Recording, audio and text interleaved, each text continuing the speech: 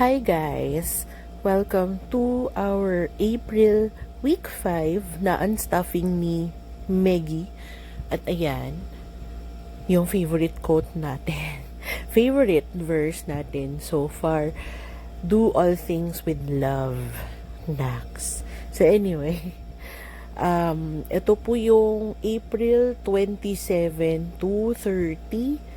Kasama na rin yung natira sa sweldo ko to be allocated to our sinking funds and savings. So, na-separate ko na yung mga back to bank para ibabayad ko na sa bills and debts. So, ito, yung laman ng mini pumimegi ko, actually, galing yan usually sa daily income ko, sa aking consultancy. And every time mag-receive ako ng income at the end of the day, ina-allot ko na. So, meron akong mini staffing na nagaganap after work. So, ina-allot ko na sila for different, meron akong mini categories. Tapos, at the end of the week, ito, nag-a-unstuff ako para i-stuff yung sinking funds. So, medyo may sipon pa po ako. I got sick po last week. So, parang ang sakitin ko this April. Hopefully, things will be better this May. So, ayun. Yung husband ko naman ngayon ang not feeling well. So, nakuha niya po sa akin. So, anyway, Sunday ngayon, I made this voiceover on a Sunday. So, hopefully, makikita nyo to on a Monday morning. So, ayan na yung ating mga galing sa ating daily income na sinastaff na. So, this week, I will be going somewhere for our mid-year convention. At ayan, nakaklip na. Andun yung registration fee ko. Nakapaglaan ako ng registration fee and some pocket money. So, ayan. The last time I was in Siargao, first time kong pumunta ng Siargao was in 2019. At ang maalala ko talaga is napakalagkit ng panahon. So, parang ayoko nang lumabas ng hotel. Pero, ayun, hindi ako nag-surfing dahil yung katawan ko po, hindi po talaga pang surfing. So, ayun, additional pocket money. So, kiniklip, parang matanda na talaga, kiniklip na yung pera. Anyway, dito lang muna siya sa ating business or work binder. So, yun, ano pa ba yung hindi ko napuntahan sa Siargao? Yung maganda talaga yung Magpupungko Rock Formation. As in, sobrang clear ng tubig. Pero, when we went there, sobrang dami din ng tao. So, parang expectation versus reality. Pero nakapag-picture kami doon na parang, wow! So, dinilit ko lang yung mga tao sa gilid.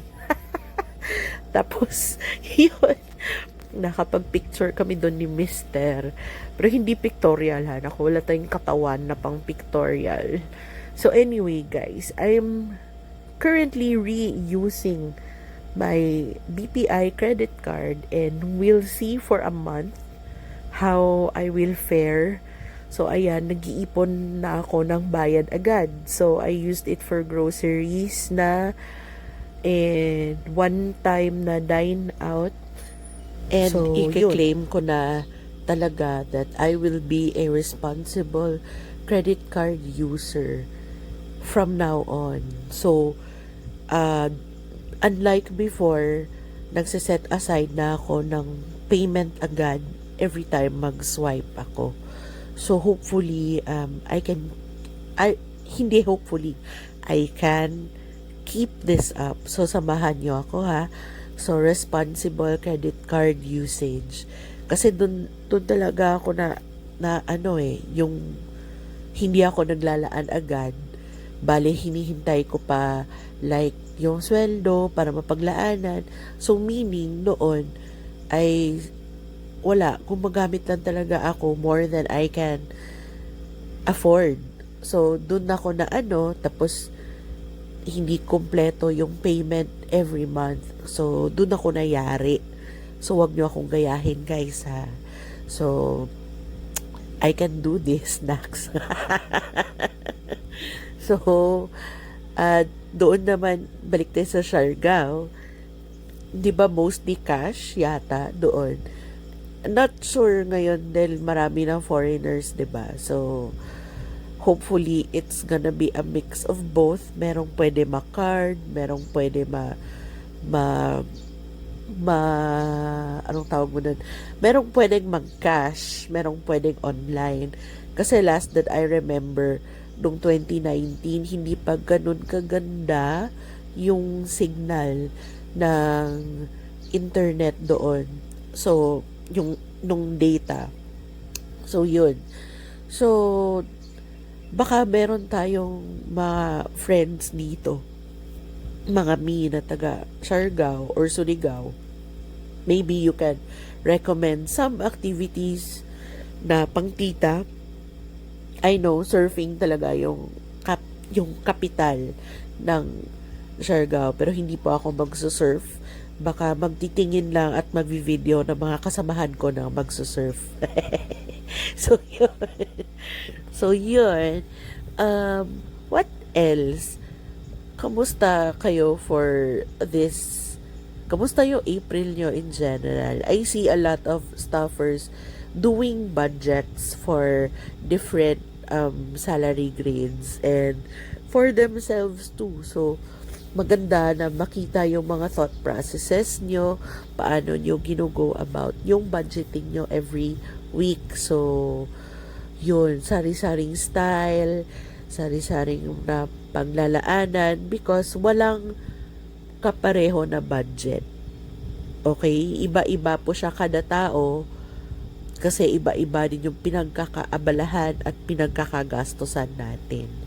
So, yun lang. I am happy na marami ng ng concept na kailangan may budget bago mag-cash stuffing. So, ayun na. Ito na yung random 2027 savings ko. Ewan ko, napag-isipan ko lang last month nung April na what if magtabi ako for 2027? So, nilagay ko lang siya sa isang purse mo yung tawag, isang envelope na ganon. Tapos, hinuhulugan ko lang 50, 100, parang sinking fund lang din siya, pero hindi siya regular. So, yun. I-open ko siya ulit by January 2027 as if kunwari merong panimulang budget. Panimulang pera pala. So, yun. Hopefully, that will work. So, and hindi ko siya makukupit for 2026.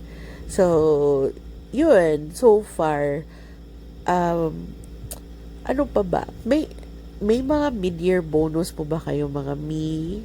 Okay, I know some of us will have that blessing and more if nasa same field sa akin for this month. So I hope we could spend it wisely and marami na naman magpapatreat ng buhok. Nito. Yes, kasi opportunity na yan siya. Hopefully, I can save for hair treatment pero hindi siguro ngayong May. Dahil mainit pa naman.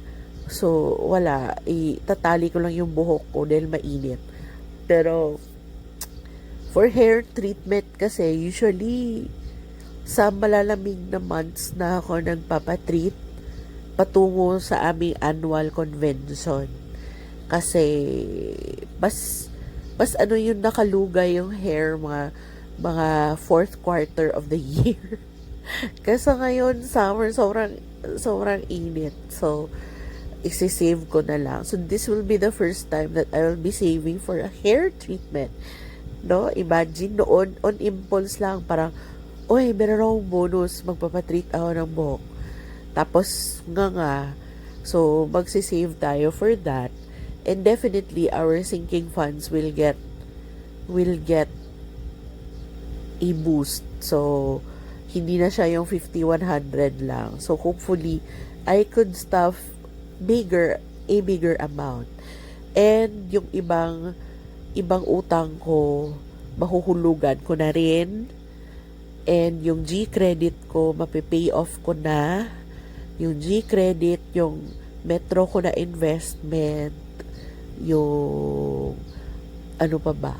Basta ililista ko pa.